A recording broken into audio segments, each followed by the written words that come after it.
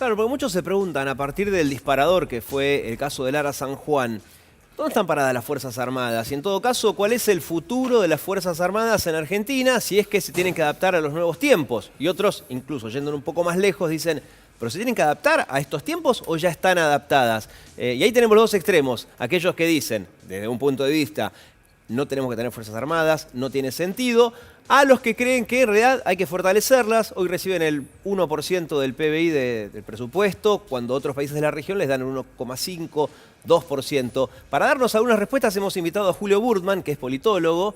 Gracias por estar con nosotros. Además sos profesor de geopolítica en la UBA. Eso nos interesa todavía más, porque bueno, estas preguntas las hemos escuchado mucho últimamente, ¿no? La de el rol que tienen que ocupar las Fuerzas Armadas en la Argentina. Sí. ¿Cuál es tu opinión? Mira, creo que hay que separar las dos cosas. Una cosa es lo que pasó con el submarino y otra cosa es este debate.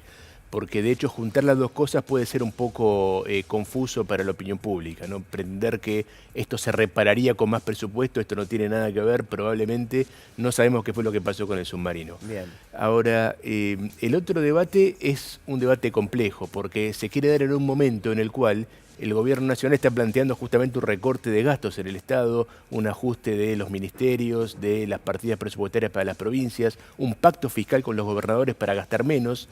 Y en ese contexto, digamos, plantear una suba importante del gasto militar parece ir a contrapelo de todo lo que plantea el gobierno en general, ¿no? Por lo tanto, no sé si es el momento para que Argentina se plantee un aumento del gasto militar, por lo menos desde cómo plantea el gobierno el problema del déficit fiscal. Esto implicaría obviamente más gasto, ¿no? Claro, y ahí está el tema, porque algunos dicen, no es una cuestión de presupuesto, es una cuestión de qué hacemos con el presupuesto que tienen actualmente las Fuerzas Armadas, que igual es un poco menor al resto de los países de la región, ¿no? En comparación. Sí, es menor y la verdad es que casi todo el presupuesto se va en salarios y jubilaciones. Claro. O sea, queda muy poco para el Pero eso está bien o está mal, porque por ejemplo en el caso de docentes también, sé que creo que es el 90 y pico % del presupuesto de los ministerios de educación van a sueldos. Entonces no sé si está bien, está mal, es lógico o no es lógico que la mayor parte de la plata vaya a sueldos No, esto claramente es diferente porque acá se requiere mucho equipamiento que para la educación no. Bien, ok, perfecto. Son dos cosas distintas entonces. Sí necesitas plata para construir escuelas, mantenerlas, pero acá necesitas, digamos, claro, submarinos. Proporcionalmente se debería destinar más dinero a otras cosas que no sean sueldos y eso no está pasando,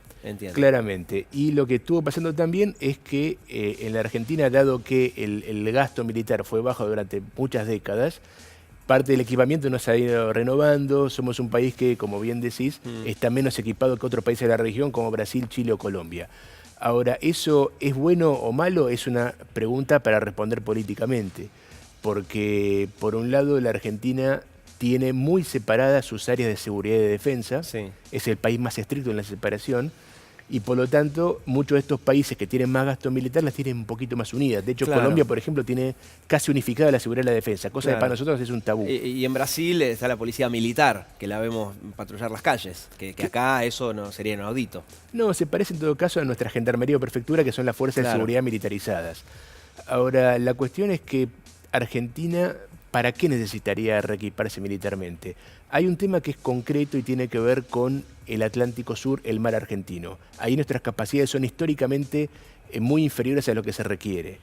Si Argentina quiere tener una presencia en el Atlántico Sur, en la Antártida... Pero presencia, aclaremos para qué. ¿Es para los pesqueros chinos que vienen a robar nuestros peces, por así decir, nuestros frutos ictícolas, o es por si nos invaden? No, en este caso, en el caso ¿para qué del mar, precisamos, por ejemplo, una fuerza armada equipada?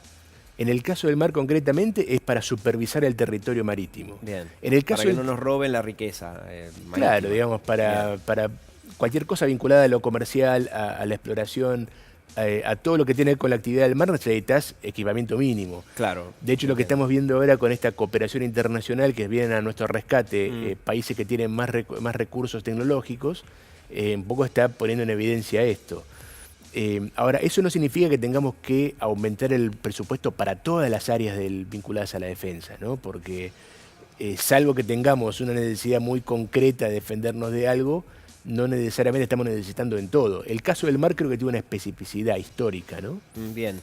Me quedé pensando en lo que decías antes, respecto a que la mayor parte del dinero del presupuesto de las Fuerzas Armadas va a sueldos, y yo decía, bueno, con los docentes pasa lo mismo, y aclaraste muy bien que son dos cosas distintas, porque acá es necesario invertir en otras cosas aparte de sueldos. Claro, todo el equipamiento. Salió ¿no? un dato en La Nación hoy que dice que el ejército tiene en este momento 6.100 oficiales y 23.300 suboficiales, que es la misma cantidad que durante la dictadura militar, con la diferencia que en la dictadura había 120.000 soldados conscriptos y Claro. hoy hay una sexta parte de eso, porque encima son voluntarios. Entonces tenés el mismo mando, con el dinero que cuesta sostener eso, cuando en realidad la realidad cambió muchísimo. O sea, ahí tenés una forma quizás de administrar mejor el presupuesto.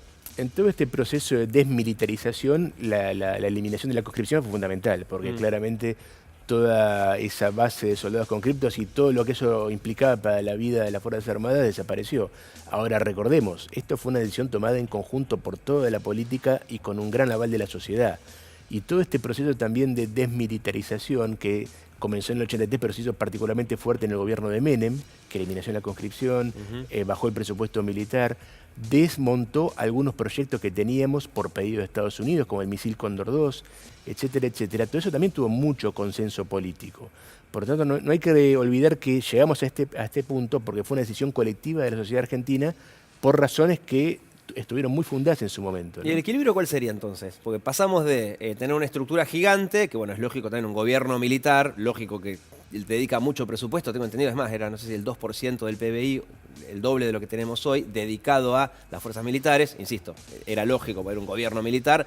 De hecho, hubo una guerra en el medio, para la cual era necesario estar preparado. Fundamental para entender lo que pasó con Argentina esa guerra. Claro, y es Porque más, y antes en el 78 asumidos. fuimos a esto y una guerra con Chile, 4 años después fuimos a la guerra con Gran Bretaña. Entonces, ¿cuál es el punto de equilibrio? ¿Qué sería lo mejor? Ese es un extremo, y el otro sería esto de haber desmontado el proyecto Cóndor y tener ahora un presupuesto que va dedicado más que nada a sueldos, y tenemos solo 3 submarinos, de los cuales uno sabe dónde está. O sea, ¿cuál sería, a tu criterio, lo mejor?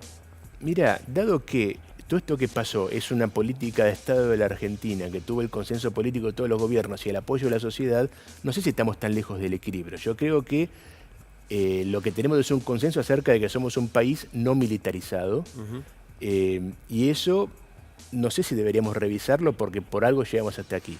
Sí creo que eso no implica desmontar por completo nuestra estructura, tenemos que estar equipados y sobre todo en lo vinculado al mar, que es donde tenemos históricamente un problema, porque somos un país con un costal marítimo enorme, Claro. pero no tenemos ni siquiera una cultura marítima, ¿no? Hay un gran desfasaje entre nuestra situación marítima y nuestras capacidades.